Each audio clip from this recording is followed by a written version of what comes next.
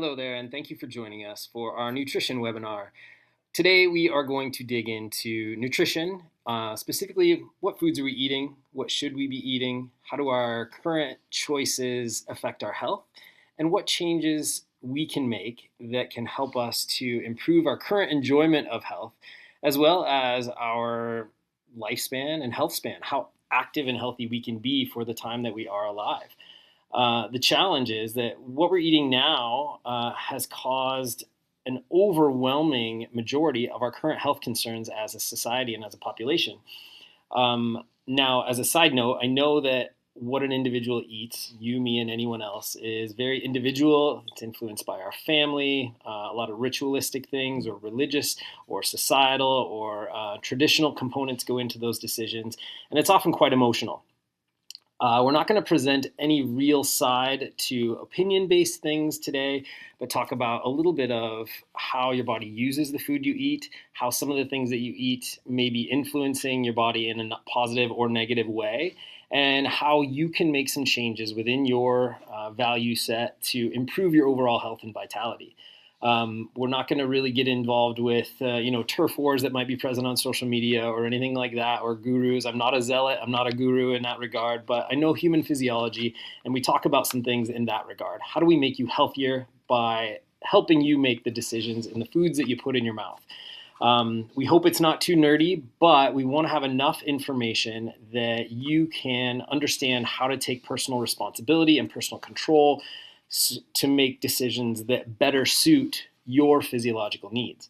So as you see on the slide here, this is the second in a 3-topic starter to our webinar series. We discussed sleep quality and duration recently. If you sleep better, you definitely feel a lot better, you live longer, and life is better in all ways. It affects your physiology in so many ways. So check out the recording of that webinar if you get a chance to. We've had some great responses to it so far. Coming up next, we'll have a 2-part series on exercise entitled Move. We'll break that down into resistance training in one of them and more on the cardiovascular health on the second one. But let's get started with eat. So why do we eat? The bottom line is we have to. We have to take in nutrients and energy in order to build the structure of our body, our brain. The brain has to have food coming in and energy coming in order to structure itself, but then also to function on an ongoing basis. By weight, the brain only takes up about 2% of your body weight, but it utilizes about 20% of the energy you take in. We need food and energy for reproduction, movement. We got to build up fat and muscle so that we're stable. We can handle life in a weight-bearing environment. We give support and more robust immune function by the food we take in. That's more kind of evolutionarily and ancestrally why we have to eat. Now we've developed to where it's social, it's often emotional. It can be entertainment. It can be to simply overcome boredom. There's a lot of reasons why we eat. Some of those are necessary. Some of those are behavioral. And so let's dig into a little bit of more what lies behind that to influence both of those sets of choices. So early on, we had a lot of challenges as a species. We had war, we had famine, we had flood, we had oppression, we had seasonal changes, we had migration. Long story short, food was very difficult to get. It was very difficult to keep. We couldn't really store it. It was scarce. And as I said, it was hard. There were a lot of ways in which getting food, keeping food enough for us and for our families and our small communities was very, very difficult. And so our brain, as we developed our brains, the brain had to find reward mechanisms that influenced us to seek out and want to go find food. It sounds weird now, but the way that was developed, we had to reward ourselves for the food that we went and found. So we got these little chemical reactions were developed in the brain. We got dopamine that improved motivation and reinforcement and learning, helped us learn that we want food. And then we developed strong responses to specific foods, things like sugar that came in, the berries that we found or different things like that. That provided us quick, usable energy. So then we developed specific reactions in our brain to reward seeking specific foods, specifically sugar. That strong dopamine response to sugar was to reinforce the energy reward. Similarly, fat, and when we got some fat in our bodies, our brain, it was a slower dopamine release, and it triggered a few other chemical pathways in our body, even like the endocannabinoid receptors that basically give us that appetite amplification. Salt was rewarded in some ways. And then if we took in a lot of sugar, that dopamine came up a little bit higher, a little bit higher. Then complexity came in, and if we ate fat and sugar at the same time, we got both the dopamine response and the opioid response. So our brain is going off like a slot machine when we take in certain combinations of food because it helped us survive very early on. Those internal chemicals, such as like the endogenous opioids in our system, allowed us to develop this sensory pleasure of food. We learned to like it. So not only did we need it, we developed the ability to want it, and then we learned to like it. So evolutionarily over time, people who found food, had enough, stored extra energy efficiently, as a little bit of fat, they were able to better survive pregnancy, infection, war, famine, and those things were passed on through subsequent generations. So these things were developed and then passed on generationally because they helped us survive. So in that, those early adaptations became very adept at finding the right kinds of food, storing extra energy as fat, and then rewarding the brain response. And then physiologically, if we took in a lot of sugar, as it shows on the right side down here, this insulin sensitivity, we dump a lot of this, we take in the sugar, that goes into our bloodstream. We had to have a way to quickly take this blood out of the bloodstream and put it into the liver and the muscles, and that's what insulin does. So as we developed that, again, we survived, we did better, and we passed that on. And then we developed those preferences for caloric density because that was where we got the most energy, we got the most brain reward. So times have changed. It's not quite as hard to get food. As I sit here in my office, there are approximately 5 different places within 100 feet that I can get food. There are grocery stores within walking distance of most people's homes. There's refrigerators. There's all this stuff to keep food through seasons. So all of those things that we were dealing with early on, where food was hard to get, seasonal shortages, different things were very, very difficult. Now food is everywhere, and we've made it available year-round. And then industry and industrialization has made it to where we can start to synthesize specific foods for us based on those things that we developed, like we want food and we desire certain kinds of food. So now, even further, especially in the last 5 years, movement is optional for so many people. We don't even have to leave home to go to work anymore. So not only did food become more abundant, more ubiquitous, and more selection involved, but also our need to move has gone down significantly. So in the end, what it's developed is we're taking in way more than we need based on reasons that aren't the same as they were when we developed all these processes in our body. And so we have this imbalance. And in the end, we know that our bodies are taking a toll for this. But what we want you to know is that your body isn't broken. It is still wired the way that it was hundreds of generations ago. It's been built on a survival program where food was hard to find. Food's no longer hard to find. So modern food abundance means that we have to be very smart. We have to use strategy, wisdom, logic. We have to be selective about what it is that we eat. And if we don't take a conscious approach to nutrition, we will end up with some consequences. And what we're going to show you today is that those are probably a little bit more ubiquitous and significant in your life than you currently think they are. We're going to talk about way more than weight.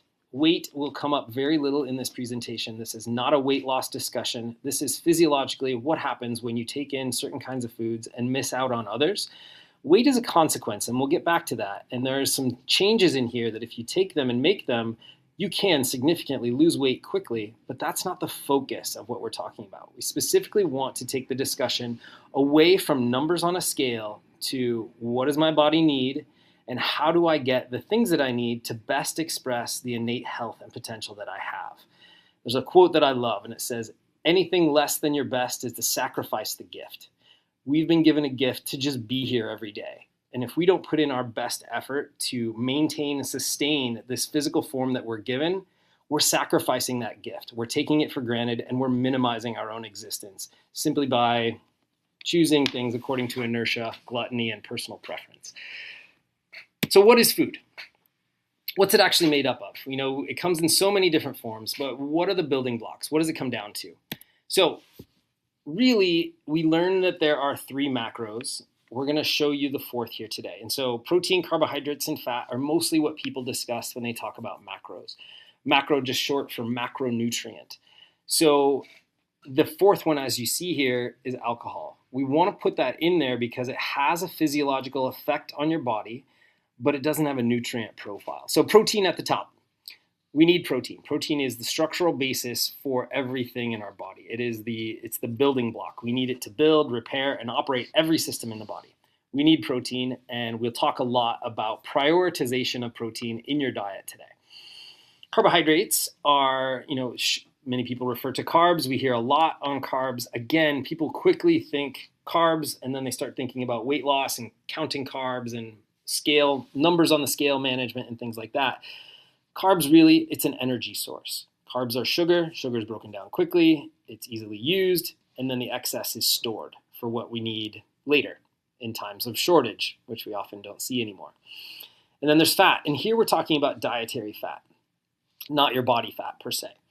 Dietary fat, when we take that in, again, that's a storage of in the source that we got it, it was a source of stored energy. So we take it in as a condensed form of energy.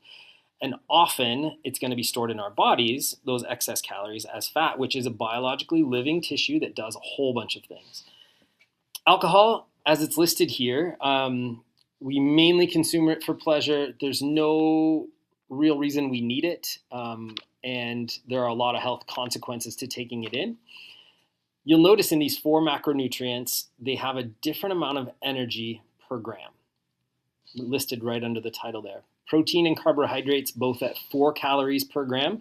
It says kcal there. So what we're actually looking at is kilocalories. That's how it's actually measured. But when we talk about it in normal life and nomenclature, we refer to it as a calorie. So when you look at a package and it says, one of these little cookies is 120 calories, that means 120 kilocalories. And a calorie is just a unit of energy. So for every gram of protein you eat, you get 4 kilocalories or 4 calories of energy. Carbohydrates, also 4. Fat does a good job. It really stores energy away. It's more than twice as much as protein or carbs, and it stores 9 calories per gram. And then alcohol, every time you drink it, remember, every gram of alcohol, 7 calories that you're taking in. So what do we do with all that? We add that into how times have changed since we developed all of those innate processes that make us want food. Industrialization, the ability for us to, first it was farming and then kind of more that factory farming and agribusiness shift, and now industrialization completely, has allowed us to feed a far greater number of people, and fewer people needed to specialize in farming in order to do so. Way back, it used to be that most of your family had to be busy working to either grow, hunt, or gather the food that your family needs, or you weren't going to make it. As we got better at specialization of skills and coming together in communities, fewer and fewer people had to do that, so we were able to do more things. As that specialization occurred, you could get a blacksmith, and then eventually an electrician, and then eventually a brain surgeon. As time's gone on, we've specialized further and further, and fewer people need to be involved in making food and finding food and growing food and all of that stuff. Fantastic. We needed that to happen in order to get to where we are. We're also able to store food. We're able to ship it across the world. You can get a banana in February in Ontario, which they don't grow here. You can get avocados year round. You can get all sorts of stuff all time of year. You don't really have to worry about geographical restriction. As we started to shift to the abundance and the ability to store food, now we can get into, we kind of eat what we want. We want to eat what would taste good. Now we're making decisions based on enjoyment and not necessarily survival. That's a huge shift. Remembering that our bodies are still built on survival software, okay? Now we bring it into modern business where the food industry can specifically design foods to trigger that little lightning storm of chemical reactions in your brain to make you want it, like it, love it, desire more, and pay for it over and over and over again, regardless of what it does to or for your body and where that falls on your level of actual caloric need. So what happened over the course of more recent times is that we've fallen into this pattern of what we eat that was very, very different for the ways that our bodies were designed. We refer to that now as the standard American diet. And so it comes down to a few things. Food's more abundant, more affordable, easier to store. It changed what we're able to get, and now it triggers those little things in our heads. But the food that we get isn't necessarily designed to check the boxes of physiological need. It's palatable, it's packaged, prepared, processed, profitable, a lot of things that don't fall into the actual category of feeding what your body needs. So the standard American diet solved some problems, but it created a lot of others. And our brain chemistry is now being manipulated for us to consume the maximum amount possible so that the profits can be as maximum as possible for big business. And it's not aligned with optimal health and longevity. So to get that, we actually have to shift up our thinking quite a bit. Now, I know you're going to say this is the standard American diet and we're in Canada. As a guy who's lived in both, I can tell you things aren't as different as you would like to believe, and the science bears out with that. There are slight differences between the standard Canadian diet and the standard American diet, but not much, and it's getting closer and closer and closer every year. So high processed foods in both places, a little bit less in Canada, but not much. We add in a ton of extra calories and sweeteners so that it tastes good, so that we'll eat more. We do a lot of grain-based stuff and especially refined grains. We take in very little fiber. We refine the fiber out of it so that the texture is better. So it just feels either silky smooth or whatever it is that's going to make that specific piece of food just more decadent for you. We lose out on important things like omega-3 fatty acids, and yet we take in a ton of ones that can cause some bad issues like omega-6. There's a lot of, in the processing process, we add in a lot of chemicals and we take out some things that are vastly needed. So there are some slight differences between the American and Canadian, but not much. Canada's got a little bit more diverse population, so we bring in some things from different ethnicities and different backgrounds which help influence that. But the longer people are here, we tend to take on those more North American styles. And so the two sides of the border are coming closer together than some of you may want to think.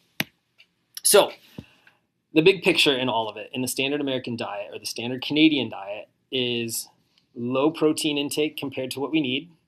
We get the wrong fats, and we'll talk about what that means.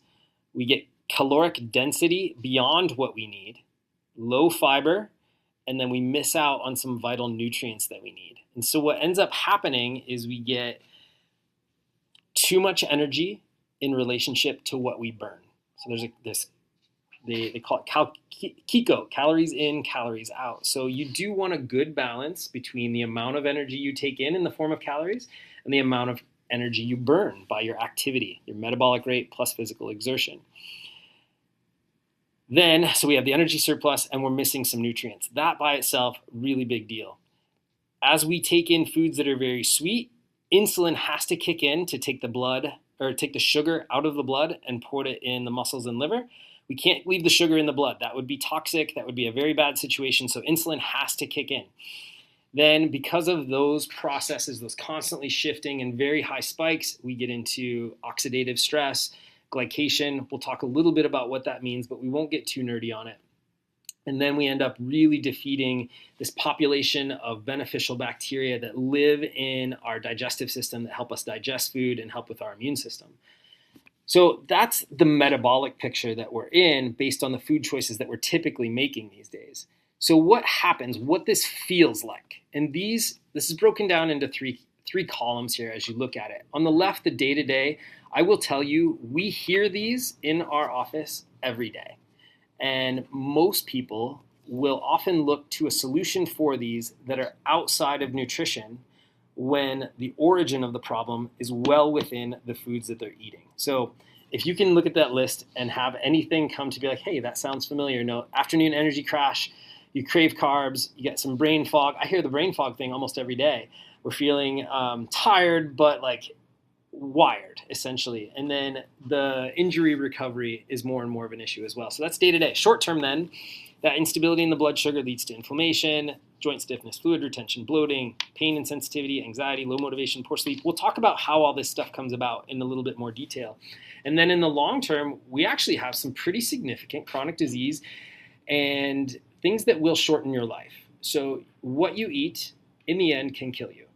And it's not because it's poisonous with one serving, but over the course of time, it breaks down the normal, natural processes that your body takes.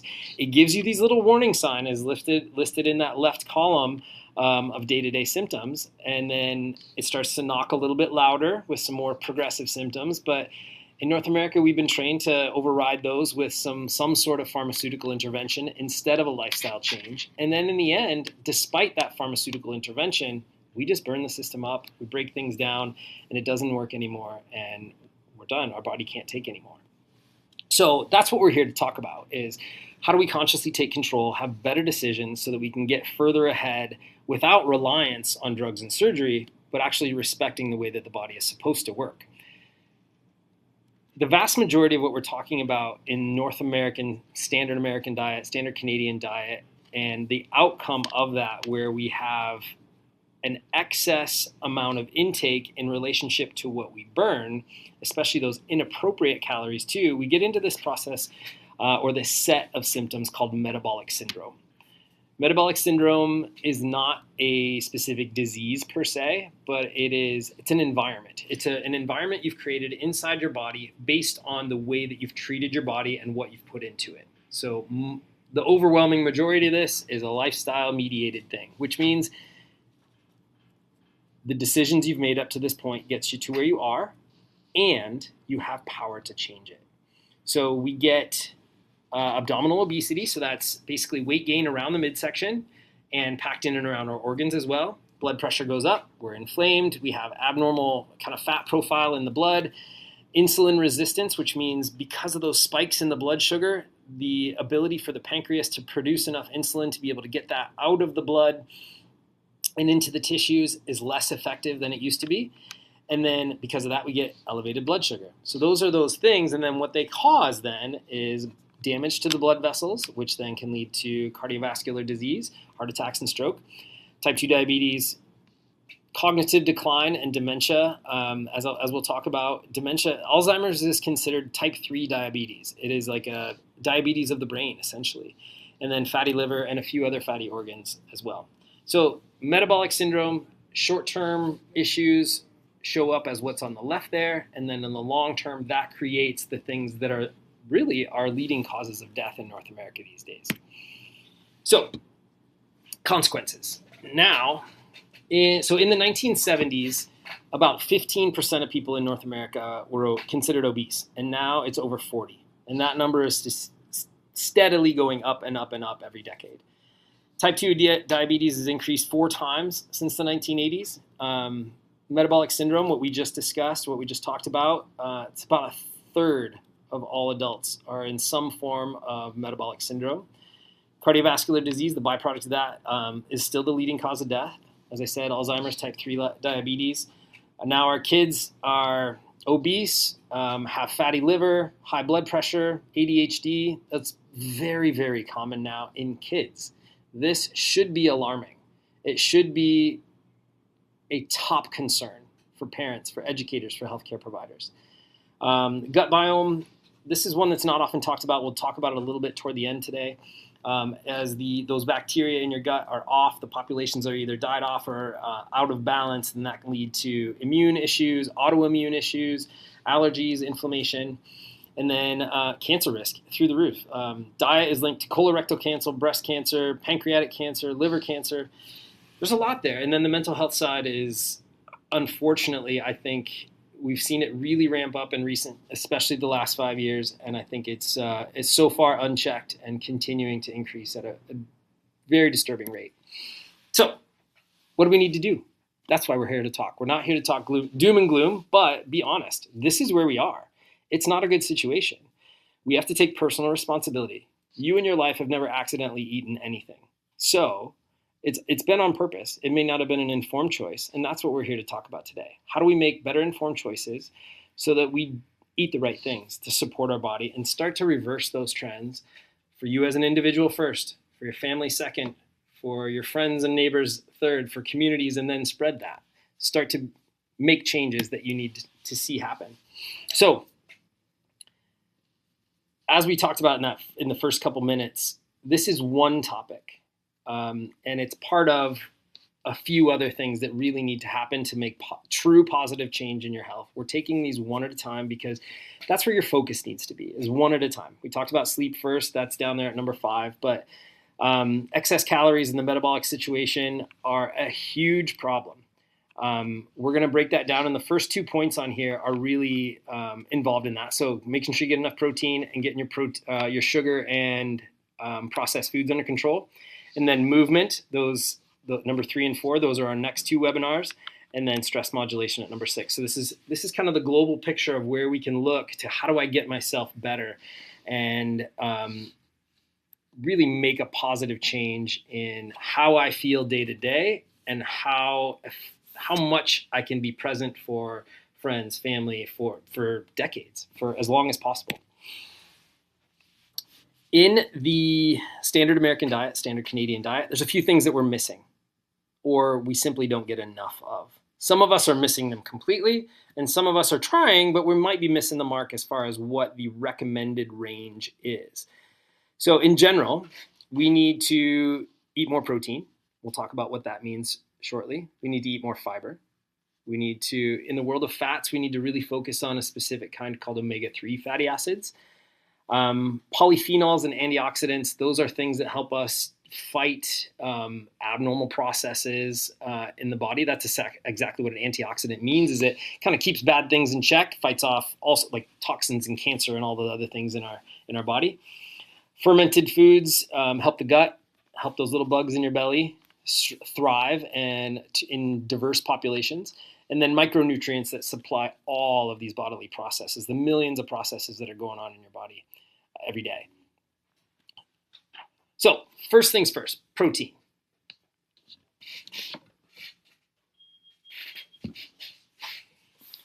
Protein, as we said, is the building block. What's it made up of? Protein, as a title, refers to a group of 20 amino acids, 20 different kinds of little protein building blocks, and they're all very different, and they do different things. 11 of those our bodies can make. They can take other stuff and they can make it into these amino acids that we then use to build other things like structural components of cells or neurotransmitters or hormone components or things like that. 9 of those 20, so almost half of the amino acids that make up what we know as protein, are what we call essential, which means we have to get those from our food because we can't make them on our own. So when it comes down to you trying to be healthy, if what you're eating doesn't get some of those amino acids, your body will be deficient in some of the processes that those amino acids, those essential amino acids, are required for. So your protein sources are very important. We want to have diversity in that. We want to mix things up because if you're just eating one thing, you might be missing out. And this is super important in certain parts of the population, which we'll dig into in a couple minutes. What protein does, obviously, builds muscle. You'll see it a lot. A lot of people talk about protein in regard to muscle building, but also connective tissue, the discs in the spine, cartilage, all those things. Blood sugar stabilization, it helps to kind of even out digestion, helps you feel full. That's what satiety means. And then the actual digestion of protein, it burns a little hotter. It burns more calories digesting protein than it does other forms of energy. And then deficits, when we're missing out on protein, we get hungry more, we have carb cravings, we want to feel full, so we keep on eating. Protein gives us that satiety. If in absence of that, we keep on going. In general, we'll shift a lot of things metabolically. You'll end up with more fat packed in and around your organs. There's more injury risk. We tend to get more frail as we get older. If you look at the older populations around us, they tend to really diminish their protein intake. I know in visiting some of my relatives that got up there in age, it was actually hard to find protein in the house. There's 12 different kinds of potato chips, but no meat to be found. So it gets very, very difficult. We will talk a little bit, we'll definitely talk about what you need. There's one little note on this slide here. It talks about timing. We want to break up, when we talk about amount of protein, it says 24 to 45 grams of protein per meal and 3 to 4 times a day. Now, if you look at what you eat, many of you will be concerned that you're nowhere near that. And that's one of the things that we're going to discuss today. So what is it that you actually need? We have kind of baseline measures that we need. So a minimum to prevent deficiency, basically minimum to stay alive. And sorry about all the numbers on this, but grams per kilogram is that second column. Grams per pound, third. I know being in Canada, some people deal with metrics. Some people are more on the pounds and grams side of things, and some people are on the pounds and ounces, and some people are on the grams and kilograms side. So protein is generally, food macros are generally measured in grams. When we try to figure out how much we need, it's generally referred to in grams per pound or grams per kilogram of body weight. So how much you weigh dictates how much you need, or actually your ideal weight. So if you're someone who's looking to gain weight, you would look at it from that number, the goal you're trying to get to. Let's say you weigh, in this example, if you were 110 and you were looking to weigh 120, you would actually use the 120 column to pick your ideal target. If you were 190 pounds and you want to get down to 160, those are the protein targets you're going to hit. So top row, minimum to prevent deficiency. And unfortunately, I know many people who are below this, and their health consequence, we see them, and their health consequences definitely show it. Second one, health maintenance. So kind of baseline what we want. And really when it comes down to pounds or grams per pound, in the end, a good target for anyone is find your ideal weight in pounds, and it's 1 gram per pound. That's kind of the middle row there. So helps with fat loss, improves metabolic health, fights against insulin resistance. As we get into older adults, that can be a little bit less. And then if you're a performance athlete or somebody who's trying to really pack on muscle, you need to take it up from there. But in general, 0.75 to 1 gram per pound of body weight is a good target. So if you're trying to be 120 pounds, 120 grams of protein is a good target. As you get into this, don't get frustrated too much about where you are or how that's going to get there. Take it day by day and look at what you're eating and work toward that. Anything you do in a positive regard is going to be beneficial. And again, these are targets. So set the target and work to achieve it. So again, roughly 0.75 to 1 gram of protein per pound of body weight. I prefer to go 1 to just over if we can. If we set those targets a little bit higher, then we have a better chance of getting there. So in general, that's what we're looking for. So not too much math, but we'll get back to this on how to get there. So best protein sources. And this, as a caveat, is going to be a touchy subject for some people. We have the discussion in our office at least once a week about animal versus plant sources of protein. There are people out there who have very strong feelings both ways. We're going to look at it from a standpoint of biochemistry and not philosophy.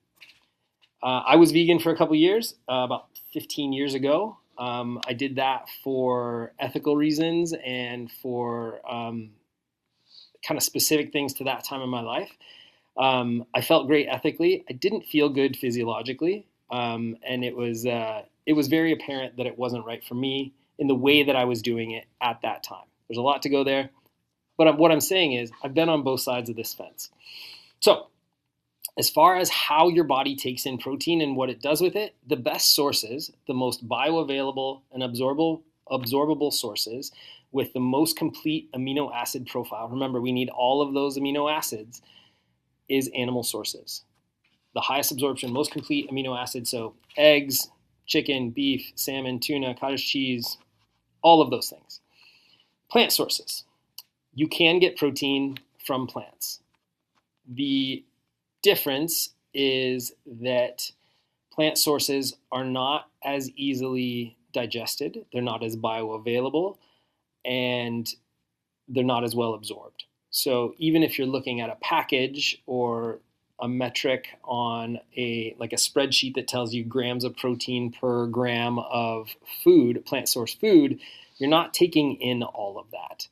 Same with protein in animals, but less so, much less so in plants. Might be beneficial for the gut biome depending on it and the food source. But because of that, remember we were talking about amino acids and the 9 that are essential that we have to get from our food. There are specific ones that are overtly missing in a plant-based diet unless you're very, very specific about pairing things together, supplementation, different things like that. And we'll get into that a little bit more specifically. So animal sources are the most available biologically for you, and they're easily digestible and easily absorbed. Plant sources, less so. And that's the chief concern that we have with vegetarian and vegan. And as I said, there's a difference between your personal values, ethics, or religious choices and what your body needs. Both of those matter. We're not trying to discount one side or the other. We're just here to share what your body needs. The challenge that we get into in vegetarian and vegan is often that there's this narrow behavioral scope of what you eat. And you do that over and over again because it's all you know, maybe because it's the most convenient and you're busy. But over the course of time, and that's true with most people's diet, but in protein consumption in a vegetarian or vegan, this creates challenges because you can have significant gaps in micronutrients and the protein amino acid profile that you're taking in. You might be missing things that your body vitally needs. So we have to be very intentional about how we put things together, what it is we eat, how we prepare it, and all of those things in order to be able to miss or eliminate or reduce the risks of those deficiencies. So talk about that a little bit. Common deficiencies in vegetarian and vegan diet. So B12 is a huge one. B12 and iron are the most prevalently discussed. And then there's the list on omega-3 fatty acids, zinc, iodine, choline, leucine, lysine, methionine. Those last few are amino acids that are missing in quite a few plant-based protein sources. So B12, its job is nerve insulation, makes DNA, red blood cell formation. That's what carries oxygen to your brain and all your tissues. Neurotransmitters, that's how nerve cells communicate with each other. Message comes along electrically. It gets to this little gap where one nerve meets another one, and a neurotransmitter is what relays that information to the next cell to carry it on. They say science currently says between 50 and 80% of vegans are deficient in B12.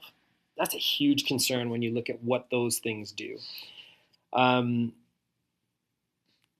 you combine B12 deficiency with low iron, so iron then, that's what makes up hemoglobin, which carries oxygen to our cells.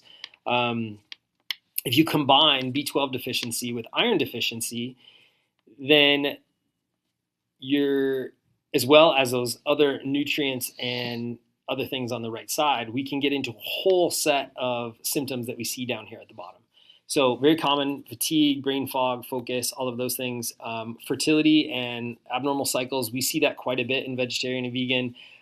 Poor wound healing, slower healing recovery, and then there's a lot there. But unless you're specific and very conscious about food choice and preparation, these deficiencies, unfortunately, are very, very common in vegan and vegetarian populations. So, like I said, it's not there to say that what you're choosing is wrong ethically or philosophically, but physiologically there may be deficits that should be taken into account. So when we get down into nutrient availability, there are a few little tricks that we can try to take into account to minimize those deficiencies. So I listed a few here. So as an example, iron is hard to get in some vegan and vegetarian sources. And then there are compounds within some of those plants that will bind to the iron and make it to where you can't absorb those. Those are called, like, phytates are a good example of that. If you pair your food with vitamin C, then sometimes we can get some better absorption, sometimes 2 to 4 times as high.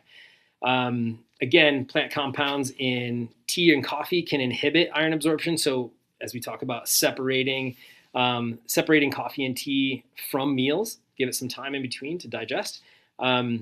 Soaking, sprouting, fermenting help to reduce those phytates and other things in those foods. Cooking with cast iron cookware. We use cast iron skillet every day in our house. That can actually put iron into the food. It's pretty cool. Check your blood work very, very regularly. Make sure that everything's in line. When we look at that, we want to make sure not necessarily hemoglobin, but ferritin are in line so that your body can make the things that it needs to. And quite often in vegetarian and vegans, some nutritional supplementation is required. And especially in certain things like omega-3 fatty acids, that gets really, really hard to do as far as getting where you need to go. Over the course of time, populations that have been vegetarian or vegan for a long time, no, according to the research that I've done, there's no population no human population has historically been vegan across generations. And that tells us something. But some populations that have been vegetarian for a long time, like South Asian Indians, they have had some adaptations that have helped them, for example, improve absorption of iron. But deficiency even in those populations is still very, very common, especially in women. If you think about in women of menstruating age, they lose a lot of iron through the blood every month. And so anemia and iron deficiency is hugely common in vegetarian and vegan women, especially in menstruating age. Modern vegan diets typically also are kind of a lazier approach to vegan if they consider, I'm not eating meat, therefore I'm vegan, but it's a lot of processed, packaged, high in ultra processed foods, and it misses out on a lot of the traditional preparation practices that help to maximize nutrient absorption. So not only are we missing out on some things, but the way that we do it makes it even worse. So if you are someone who is dedicated to a vegetarian or vegan lifestyle, it is very, very important that you strongly emphasize learning and doing as much as you can to get the most out of your food. Do your blood work regularly, figure out what you're missing, and find a way to get what you're not getting. So that was protein. Now on to fat. So fat's complicated. Fat's an emotional word. When we think about fat, we think about a lot of different things, but what we're talking about here will be just the different kinds of fat that you're taking in when you put food in your mouth.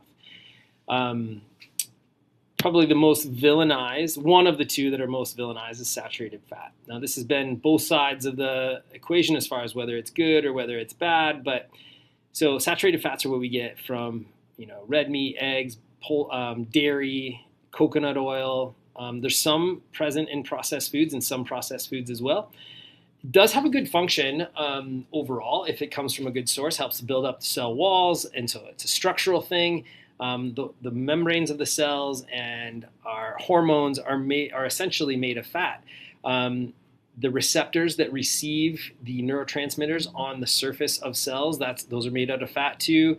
Fats are the basis for cortisol, testosterone, estrogen. We need these things. So on a low-fat diet, we'll often have hormone imbalances.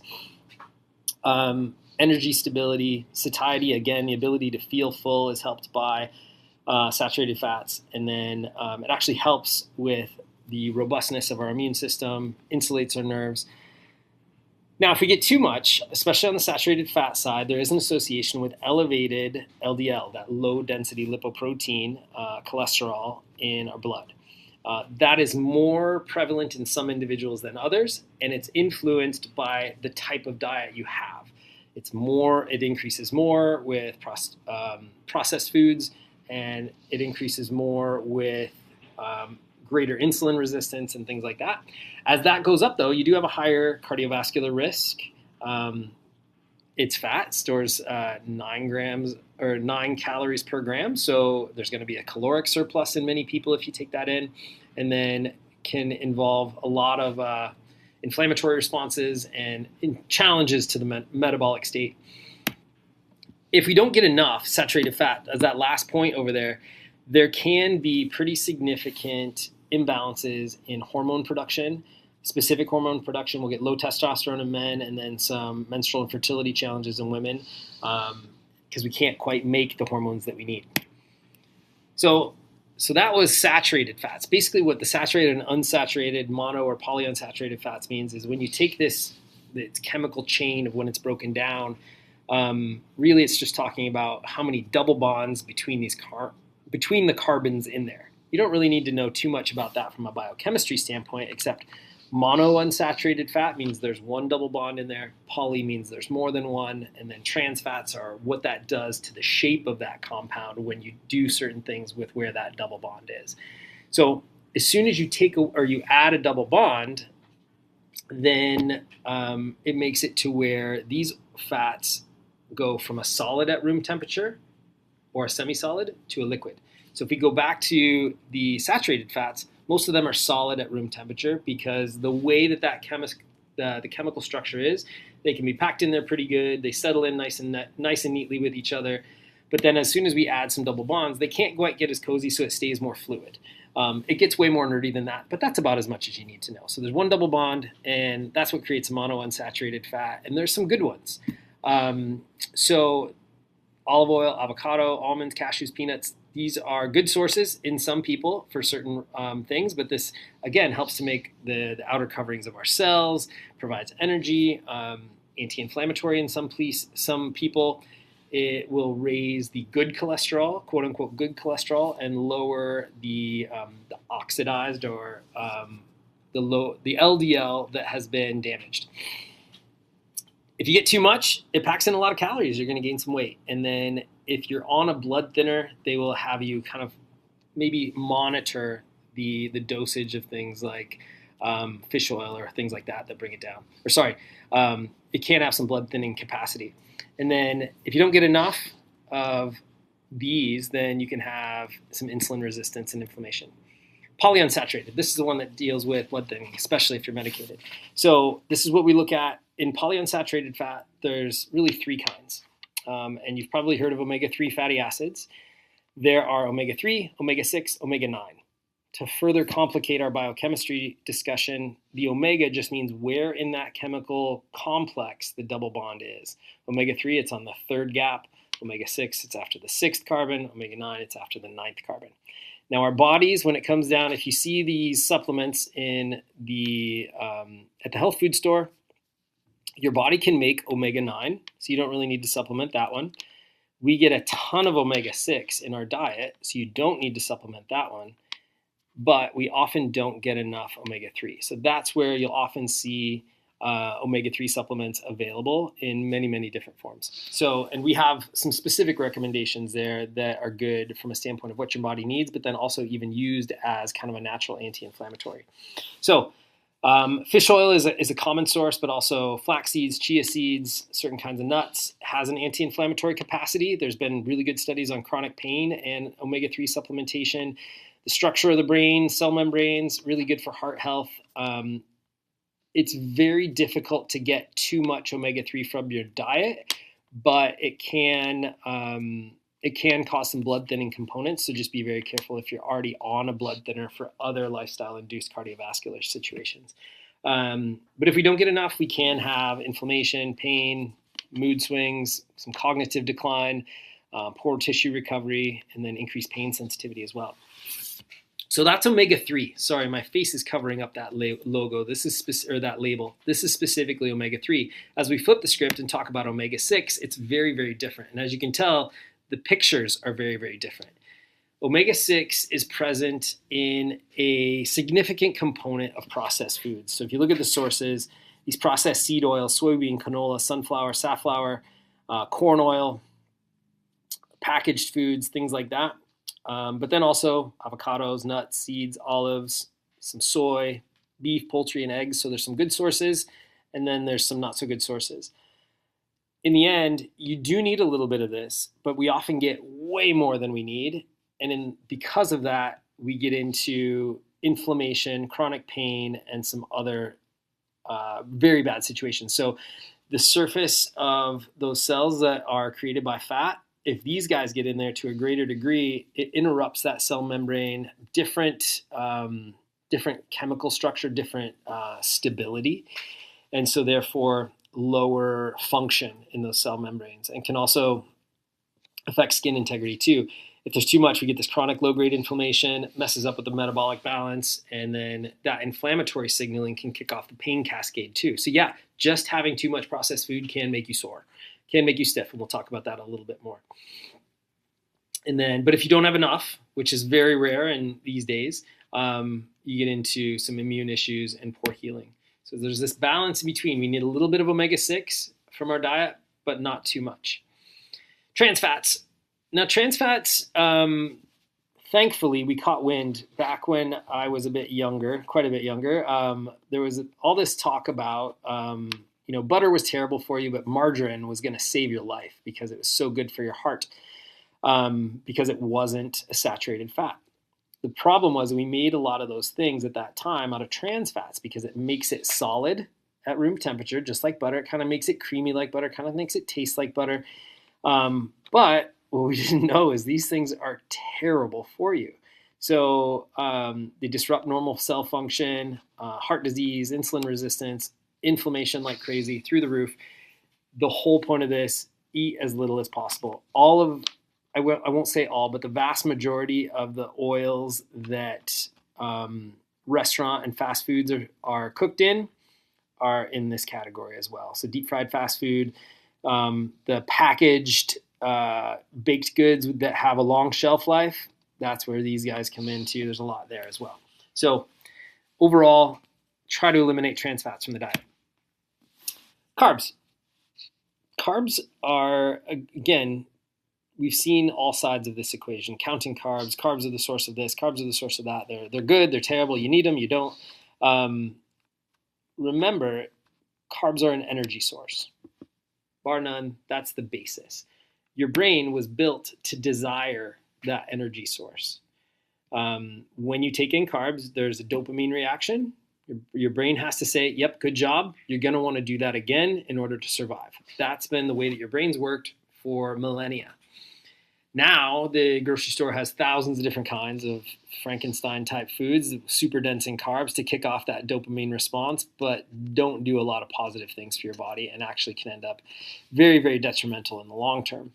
So we have to be selective about what we eat. So carbs are the energy source. We need it for daily activity, performance, recovery.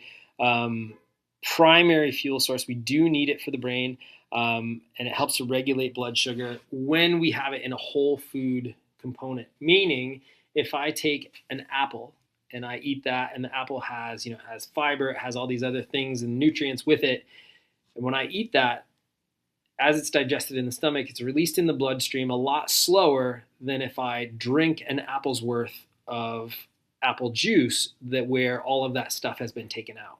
Because as your stomach's digesting it quickly passes through the stomach, shoots into the bloodstream, big sugar spike, big insulin spike. That's the difference between those two things. So carbs can be good when from whole foods. Those whole foods then provide fiber that helps feed the bacteria that live in your gut. So from that, we want fruits, not fruit juices. We want root vegetables, legumes, nuts, seeds, grains for some people, not refined. Some people don't do well specifically on those things. Personally, I don't do all that well on legumes and other things. So it's a little bit individual, and some of you are going to have to do your homework on the best sources of carbs for you.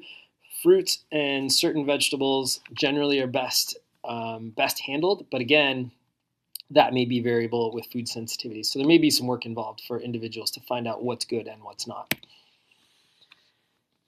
This is the big challenge, is that in the last 100 years, we've taken food that were whole foods that our bodies have been used to eating for many, many, many generations. And we made these new things out of those foods. We still call it food. We still package it as food.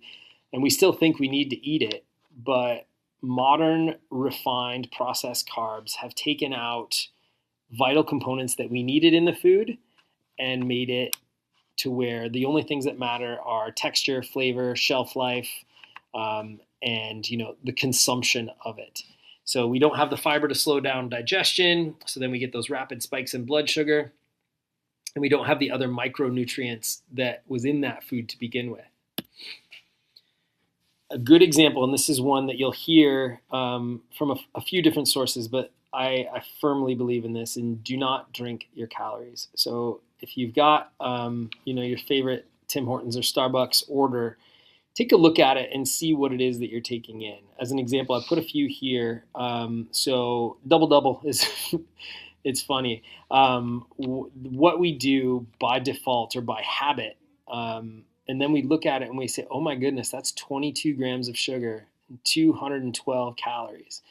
So if we look at it from the spike, so there's no fiber in there.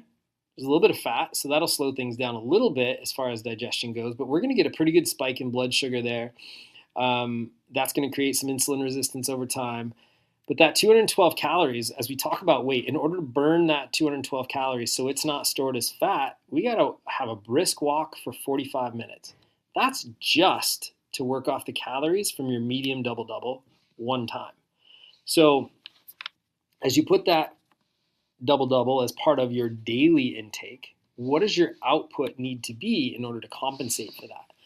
Again, we go down to the grande iced latte, 130 calories. Smoothies are something that is a little bit of a hot button topic for me, because so many people think, oh, I had a smoothie today, so therefore I checked the box and I did something healthy. We had a babysitter taking care of our kids one time, and she was very excited. We got home and she said, oh, I made them a smoothie. And we went through, oh yeah, what'd you put in it? And it was pretty much just straight fruit and a little bit of juice and then some water. And so when you look at that, you're then basically condensing all the sugar from all those different kinds of fruit. You're blending it up so that you can take it in a lot more quickly, to where the calories from sugars alone, you can get 100 grams of sugar in a 16-ounce fruit smoothie that's going to take you got to go for a good run for an hour to work off the energy you took in from your fruit smoothie. That may not be, most likely is not, the objective that you were seeking when you tried to make the healthy choice of having a smoothie. Green smoothie is a little bit different, but in general, just watch the content of the things you're putting in your mouth and don't drink your calories. I don't think a 12-ounce can of Coke is worth 45 minutes of output in order to work it off. I'm a water and black coffee guy, super boring, a little psychopathic in some people's eyes, but it's not for the calorie count, but because of what the body needs, right? And it doesn't need a bunch of extra garbage in it. So really pay attention to what you're drinking. So when we take in extra, where does it go? Caloric surplus, as we are wired, as the way that we were designed, is necessary. It's necessary that we store it. As the way that we're wired, remember, we have these fluctuations in energy where we might not always be able to have some, so we got to store whatever's left. We store that as fat. And so the energy storage, where we would feast, we'd move around, we wouldn't have food for a while, we'd have to keep moving, we'd have to go hunting, and then we'd eat again, and then that cycle repeats itself. Now we eat, we sit around, we may do a little work on the computer, we check our phone, we sit, we snack, we sit, we eat, we sit, maybe a late snack, and then we sleep. There's not a lot of output. So where that goes is fat. There's two kinds of fat. There's subcutaneous fat. That's what most people think of when you're talking about fat. That's what you see on the surface, right under the skin. That's what subcutaneous means. It's there for an energy supply. It's there to store the extra. It's good for a little bit of padding, a little bit of temperature resilience. It helps us when we're cold. Does quite a bit. And then if we have too much, it then tips the scales and does things in a manner that we don't want. The visceral fat is the other one. So whatever is not stored under our skin is packed in and around our organs: heart, liver, kidneys, pancreas, intestines. It also serves the purpose of being an energy source, but causes further issues, and it can actually infiltrate the muscle and gland tissue itself. Visceral fat is very bad and does correlate with shortened lifespan. So everybody's ability to store fat in a subcutaneous way is a little bit different. You'll see some people they're very good at subcutaneous fat storage, bigger people. And then there's other people who don't have as much capacity to store subcutaneous fat. That's a little bit different. So the bucket on the left is different size for everybody. There's a lot of genetics involved in that, but then there's also lifestyle factors that influence it. Once that gets to kind of its boiling point, the extra goes into the visceral fat category. So that's where we get into altered function, chronic disease, and a shortened lifespan. So there are people, there's a good percentage of the population who, when you look at them on the outside, are skinny, but have visceral fat packed in and around their organs. That's a problem. We refer to it as skinny fat, which sounds like a joke, but looking at someone from the surface is not a good indicator of their overall health and longevity. You have to actually check on these things. And so we'll see, and I mentioned even in children now, we're seeing fatty liver and visceral fat packed in and around the organs. So those are the three kind of chief macronutrients. We talked about alcohol. I just want you to be conscious of alcohol because it doesn't provide a nutrient profile, but it does pack in 7 calories per gram. And there's a lot of health deficits to alcohol consumption. Some of those studies that have come through over the course of time have talked about positive benefits of alcohol, but when you put it in with all of the other consequences of alcohol, like poor sleep, altered digestion, cognitive issues, the net, in my opinion, is a deficit. So socially, here and there, mediation, great, but just watch out for that one. Conversely, water. We need water. Water is necessary for every bodily process.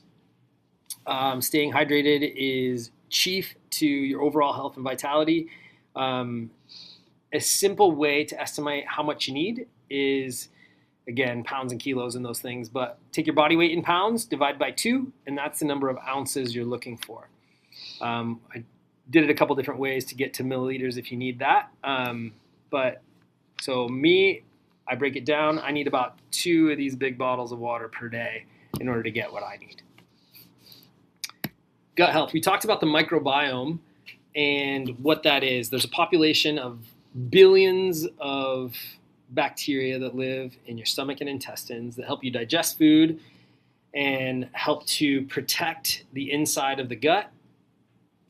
Our current lifestyle has made it to where those populations go down. We're taking more antibiotics. We're not eating fiber.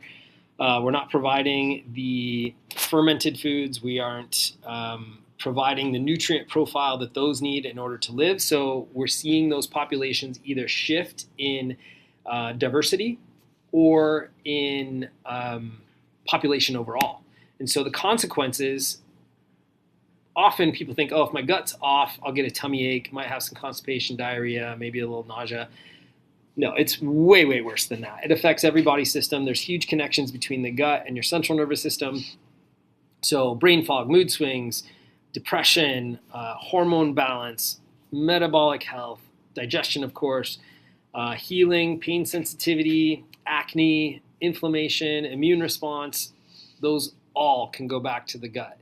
We'll talk about how to support that in general, but good ones, reduce the highly processed foods, and that's going to be a theme throughout all of this, is cutting back on that 50 to 60% of our caloric intake that comes from food. Aim to meet your daily fiber. Add fermented foods where possible, so sauerkraut, kimchi, kefir, yogurt, and then take a supplement if you need to. One note that, similar to alcohol, I want to add a note on this because it comes in our food. Synthetic food dyes are a thing that basically they're added to make food look better, make it a different color, make them look more appealing so that we like, oh, that looks great, I'll have some of that. So synthetic food dyes, petroleum-based, synthetic, and basically really just to enhance the color of the food. Red 40, yellow 5, yellow 6, blue 1 and 2. We'll see these a lot in energy drinks, candy, processed foods, some baked goods, some nutritional supplements, ironically enough, some medications, ironically enough. If you look at even something as simple as children's Tylenol, the liquid version, there's with and without food dye, as though we have to have that choice on top of it too. So what it does, the effects of it, look in that middle column there: reduce attention, focus, diminished executive function. So the prefrontal cortex that controls all of the ability to do all the like super responsible things that we need our kids and ourselves to be able to do is diminished. Impulsivity, behavior control, hyperactivity, emotional regulation, these are big deals, right? Sleep regulation, sleep quality, irritability. So when we look at what we're taking in, affecting how our brain and body works, it's a really good idea to take those out. If you have a choice, it's funny, after my kid's soccer game and they go over to the lady that brings the treats, whatever parent's responsible, and she's got freezies that day, my kids are trained to go for the white one. Not because it's amazingly awesome for them, but at least it doesn't have blue and red and yellow and stuff like that in it. So as our kids were getting older, our kind of hierarchy of things that were mostly restricted, food dye was always at the top. Above sugar, above gluten, above whatever else, food dye was at the top. And I encourage you, if you have any of those symptoms in the middle there, to consider getting rid of them for yourself as well. I grew up, I loved, like when I was a teenager, peanut M&Ms. Man, those things were awesome. I haven't had them in 15 years or more, probably 20 years because of this, because of the food dye there. So now, there's a lot of other reasons, but that's why I originally gave them up. So food dye is awful. Get rid of it. There are some good alternatives. So when you look back on the back of the package, some things have shifted. Like if you look at the Canadian version of the M&M, is Smarties. When you look at the packaging, those are now natural food coloring. So it's good to see the shift. We're starting to see some policy changes in North America along with that too. So be on the lookout for synthetic food dyes in all this junk food, especially with your kids and for yourself. So as we get to the end here, what can you do? And so I've given you a lot of information. Some of it may have been things you've already known. Some of it might have ticked you off a little bit, may have touched a nerve. Some of it may have inspired you, say, hey, this is within my control. What can I do? Let's get started. So just like we did in our sleep webinar, we create a little challenge. For this one, I've broken it down because there's so many ways that you can get started. If we throw it all at you, it's going to be a problem. When you talk about nutrition or diet, the best diet out there is the one that you can stick with for a really long time. So when you're looking at making changes, it's important to pick one, make that change, get it into your life, and then move on to another one. If you change every aspect about what you eat, the success rate of that over years and over decades for the rest of your life, as these physiological needs are, comes way, way down. You're just not going to be able to stick with it. So the challenge is breaking this down into 6.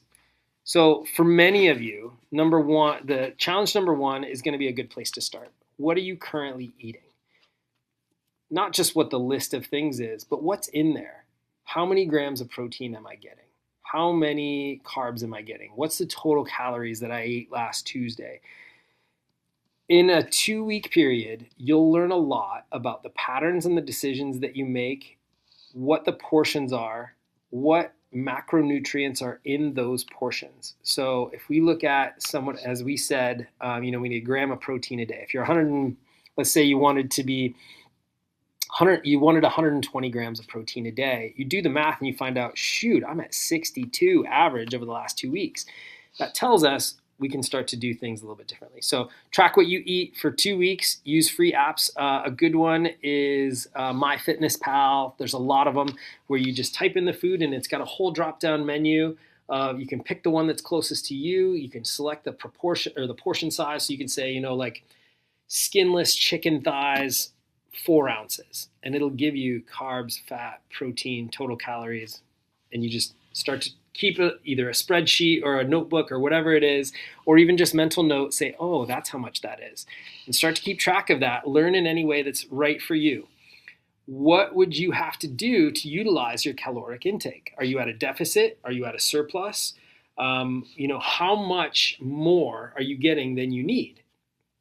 And then how can you modify your nutrition needs to align with that? Number 2, prioritize the protein. Most of us, I would say universally, are deficit. We got to really focus on bringing that up. Number 3, cut the sugar for 30 days. All sources, sure, you can eat fruit. I'm saying added sugar, processed sugar. If you really want to go hog wild, you can cut it. But honestly, like I said, there's a need for carbohydrates in your physiology. So keeping fruit around is not necessarily bad. Number 4, the gut biome. So if the picture is covering it up there, make a priority to respect your gut biome. Really look at your fiber intake, looking for 25 to 50 grams of fiber per day. Get rid of the processed foods that that are getting in the way, and then look at fermented foods. Start small with this. If you really ramp up and all of a sudden you eat a whole bunch of yogurt and kefir and kombucha that you haven't had in a long time, your gut's going to go a little crazy. It's not going to feel good. So go slowly. Number 5, get rid of the seed oils. So in our family now, food dyes and seed oils are the two really common focuses. We'll go here and there. We eat out at restaurants and stuff. We know that moderation is very, very important. So number 5 challenge, get rid of the seed oils, only eat good fats. Easier said than done, but it's definitely possible. Number 6, no food dye. This one's actually easier. There's a lot of choices out there. You might have to give up a few favorites. Big things there. So those are our 6 challenges. We'll make this available in a PDF form that you can download, but good places to start. Hopefully, eventually you work through all of them, bring them all together. And then if you do all of that together, you're going to be in really good shape. And then you can reach out to us and look for the next level of challenge.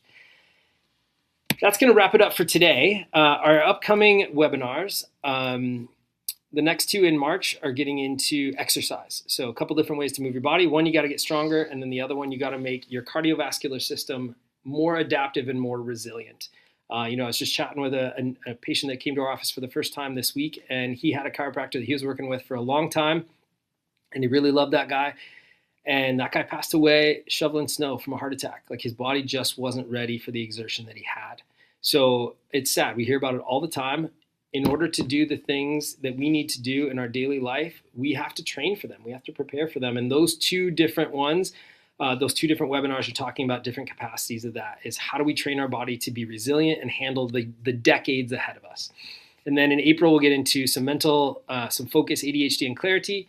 And then arthritis and degeneration. How do those processes unfold? What does it mean? How do you fight against it? How do you prevent it? That's going to wrap it up for us today. If I haven't been able to get to your questions in the chat, then feel free to email us at info@dynamicbalancechiro.com, and we'll get back to you. And we look forward to seeing you on future webinars. Have a great day.